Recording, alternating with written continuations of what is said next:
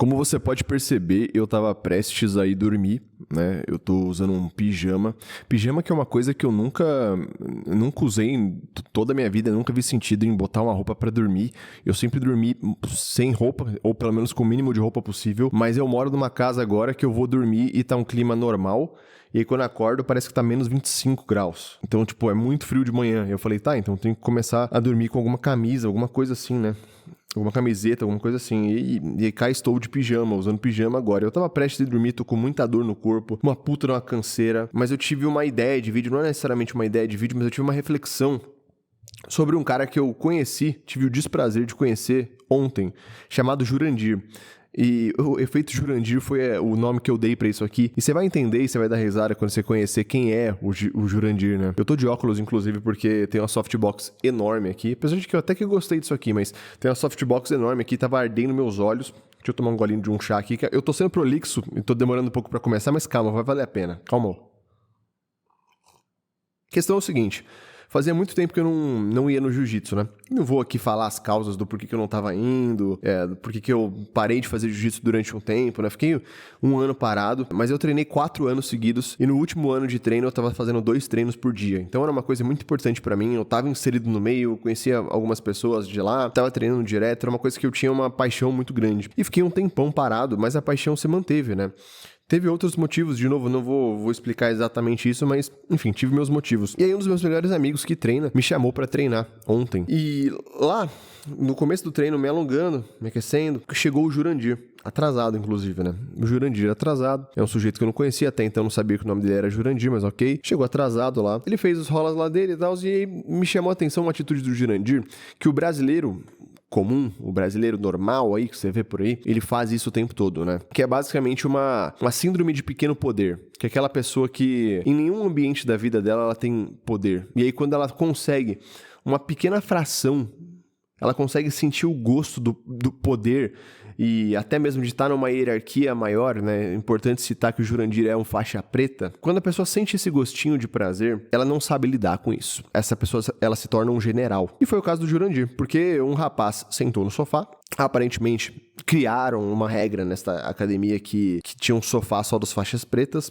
Tá bom, eu não vou discutir sobre isso, eu acho que deve existir sim um sistema de hierarquia dentro do jiu-jitsu, dentro da academia de jiu-jitsu, dentro do tatame, enfim, e deve ser seguido, e eu acho que isso é bom, isso é positivo pro lugar, deve haver mesmo, tá? Mas assim, as regras criadas às vezes meio que passa um pouco do ponto, não faz muito sentido, mas de novo, não era a academia em que eu costumava treinar, foi um amigo meu, um dos meus melhores amigos que me chamou lá, né, e eu conhecia já o professor dele também, um cara muito da hora, que eu gosto bastante, tenho bastante admiração, e lá nesse ambiente aparentemente tinha um sofá de faixa pretas.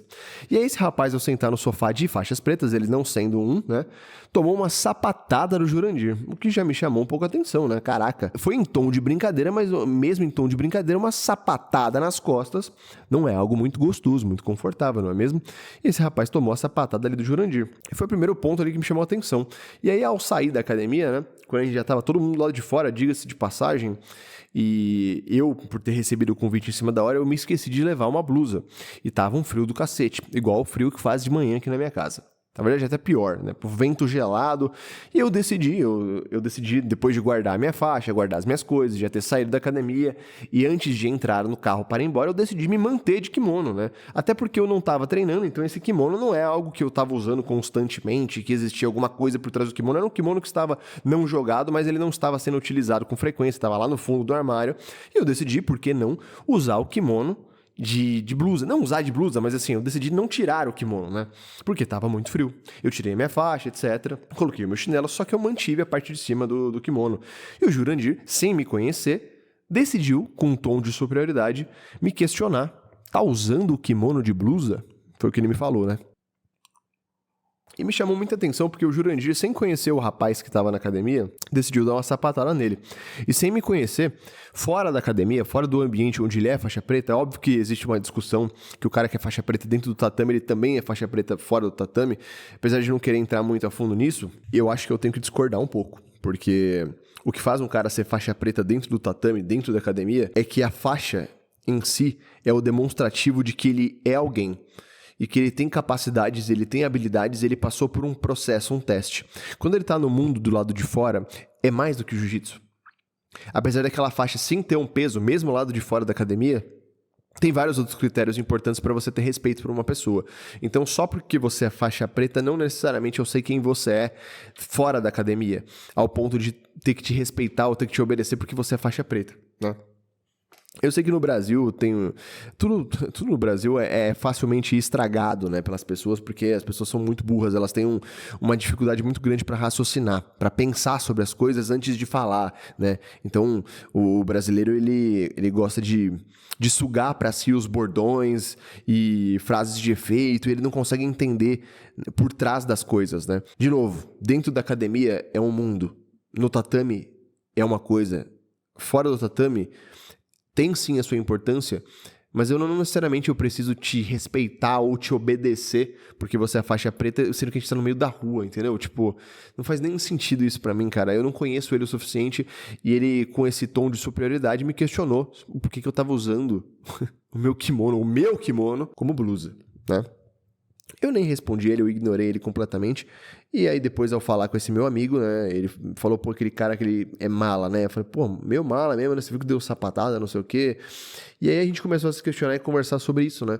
O como algumas pessoas que não conseguiram desenvolver múltiplas habilidades ou conseguiram sucesso em diferentes áreas da vida, essas pessoas, quando têm um pequeno sucesso em qualquer coisa que seja, elas agem como se elas fossem o centro do universo. Eu vejo isso muito no trabalho também acontecendo.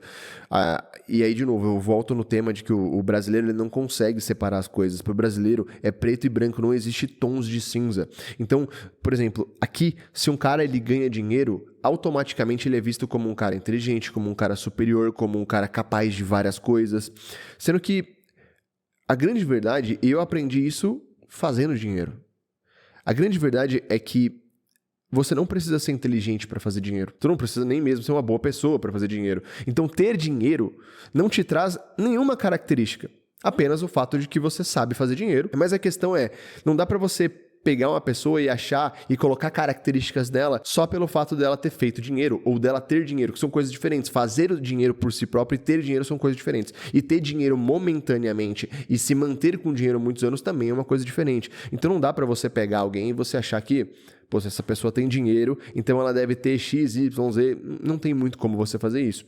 E o brasileiro confunde as coisas, obviamente. Então, ele vê um indivíduo com dinheiro e ele começa a colocar características nesse indivíduo. Ou mesma coisa a pessoa por si só, né? O fato dela ter dinheiro, o fato dela ter uma faixa preta, o fato dela ter um carro legal, ela acha que automaticamente ela é alguma coisa que ela não é. O significado não é direto dessa forma. Se eu tenho dinheiro, então automaticamente eu sou um cara muito esperto. Não é assim que funciona.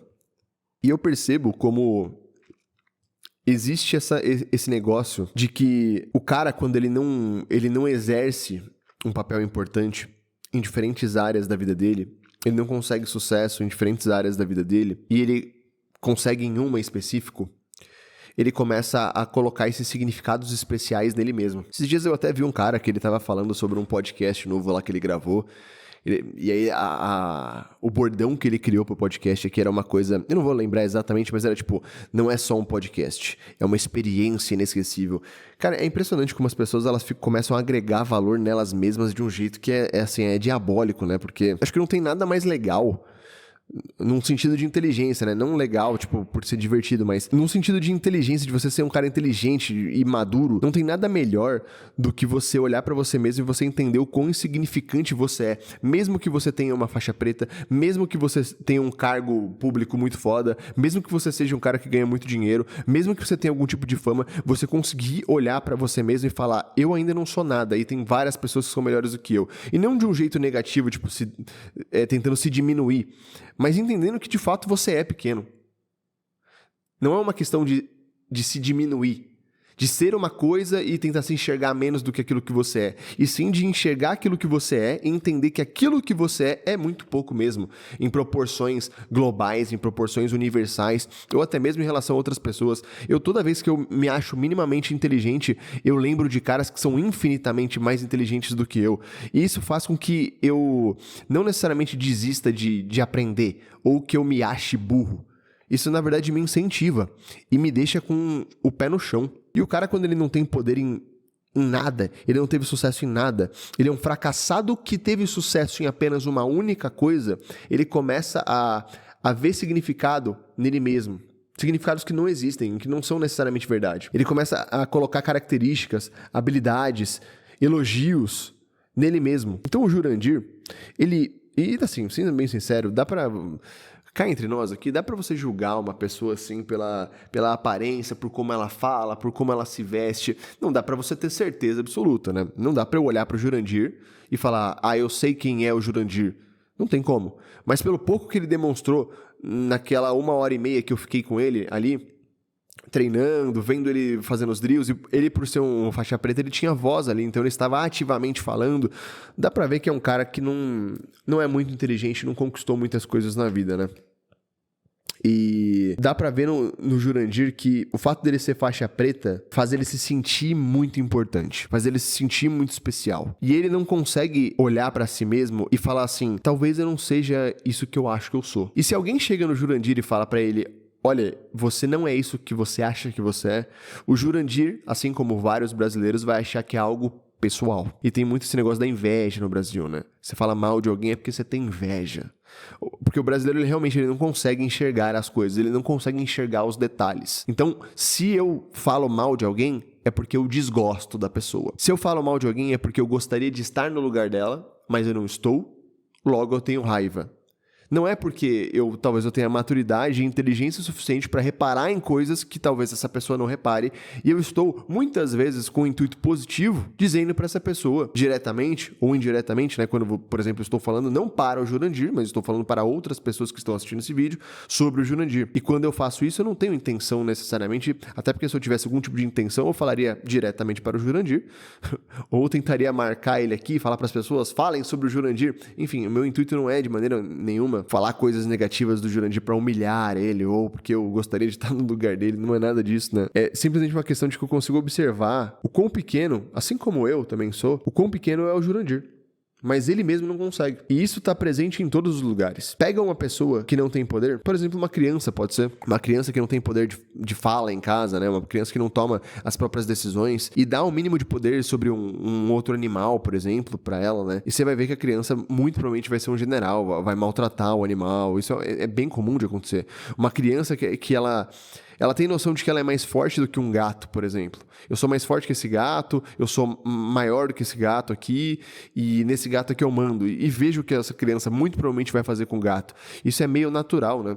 Mas parte da maturidade é você entender que as pessoas que não chegaram onde você chegou hoje, a melhor atitude que você pode ter não é tentar provar pra elas que você é maior que elas, e sim estender a mão. E não é um papinho bonitinho aqui, mas as pessoas mais geniais que eu já conheci em toda a minha vida eram pessoas que não estavam, talvez, mais no auge da genialidade, sabe? Era o cara que, sei lá, que escrevia mais do que todo mundo, que estudava mais do que todo mundo, que era um policial muito foda, que era um faixa preta competidor. Eu vou até citar um nome específico aqui, agora que eu lembrei, de um cara que eu conheci na minha academia, na academia que eu treinei por 4 anos, né? Que é o Daniel. Eu acho que o nome dele é Daniel, né? A gente chama ele de Dani. O Dani é um cara que ele já morou fora do país. Ele visitou alguns países, ele já deu seminários em alguns lugares, era um faixa preta com alguns graus na faixa preta já.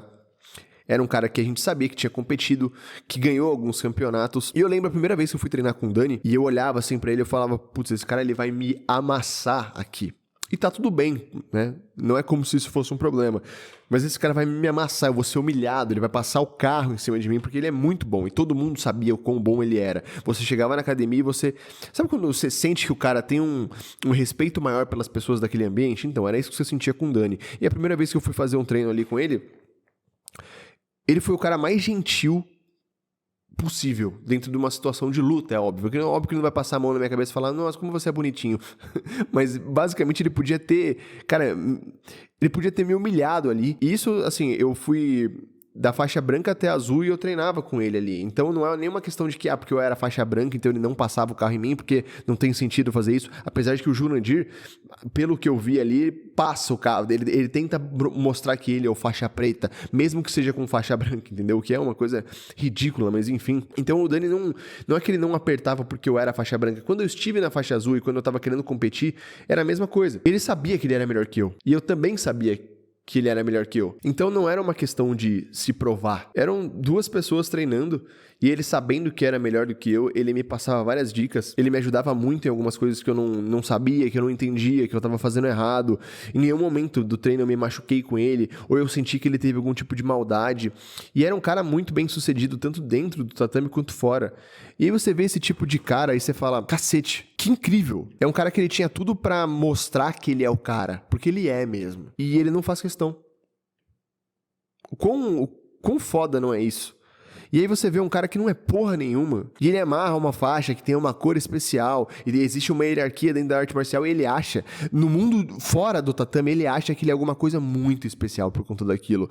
Ou você vê o policial que por conta de ter uma farda ali, ele acha que ele é alguma coisa que ele pode destratar os outros, que ele pode tirar a vida de pessoas. Ou o professor, que por ele estar num nível acima, ele pode tentar humilhar um aluno. Ou um aluno, que muitas vezes é mais forte do que um professor, e por ser mais forte, ele vai tentar exercer aquela força e falar, eu sou mais forte que você. Você pode ser o professor, mas eu sou mais forte que você. Eu vou te bater na frente de todo mundo aqui, eu vou te humilhar. Cara, é assim, o ser humano é um ser horripilante. E quanto menor é a inteligência e a capacidade de raciocínio lógico dessa pessoa, muitas vezes, e a capacidade de pensar e de tomar boas decisões, quanto menor é isso tudo, mais você vê o quão animal é o ser humano, né? Que quando tem um pequeno nível de poder, decide destratar os outros. E o efeito Jurandir é algo que acontece de monte no Brasil. Exatamente por isso, porque as pessoas no Brasil, elas não têm senso crítico. Elas não pensam, elas não conseguem refletir sobre as próprias atitudes, elas não aprendem, elas não buscam por conhecimento, elas têm uma certa aversão com a crítica. E aí vira isso aí, um bando de jurandires, né? Que basicamente são pessoas que não conquistaram nada, e quando você dá um pequeno nível de poder para essas pessoas, você vê o quão ruim elas são, o quão maldosas elas podem ser. E ali no caso específico do Jurandir é aquele negócio, o cara ele decidiu que ele pode dar, que existe um sofá dos faixa pretas, e que ele pode dar uma sapatada em uma outra pessoa. Sabe, assim, é um nível que me impressiona, e é uma coisa tão comum no Brasil e no brasileiro. Você vê, inclusive, isso aí muito nos caras do futebol, né? Não um cara que torce pra futebol e ele grita na casa dele, ele vibra com o time dele, mas o cara especificamente que muitas vezes é de torcida organizada, ele acha que ele tem o direito de tirar a vida de uma outra pessoa. O quão pouco um ser humano como esse pensa? Sendo bem sincero, o quão pouco um ser humano desse consegue pensar sobre as próprias atitudes, porque o cara, ele acha que... Normalmente é esse mesmo cara, tá? Que ele não conquistou nada muito grande na vida dele, porque, sinceramente, é meio difícil você ver um médico... É que o sucesso, ele é um pouco relativo, vamos dizer assim, né? Existe o sucesso financeiro, que é um tipo de sucesso, mas vamos pegar um cara que tem sucesso em várias áreas diferentes. Então, ele é um médico muito bem sucedido, ganha muito dinheiro, viajou para vários países, teve várias experiências diferentes. É um cara que um dos objetivos da vida dele era ter uma família, ele tem uma esposa linda, ele tem filhos que obedecem a ele. Esse cara, ele vai para a torcida organizada e ele comete algum crime contra a outra torcida? Não, né? Porque ele tem muito a perder lá fora, de certo modo. Não só ele tem muito a perder, como ele já conquistou muita coisa, ele já passou por muita coisa. É um cara com experiência, com inteligência, com maturidade. O cara que tá lá e ele não conquistou porra nenhuma da vida dele, esse é o cara que ele precisa do time de futebol, muitas vezes, pra se sentir alguma coisa. Ou seja, a vitória de 11 caras que jogam bola...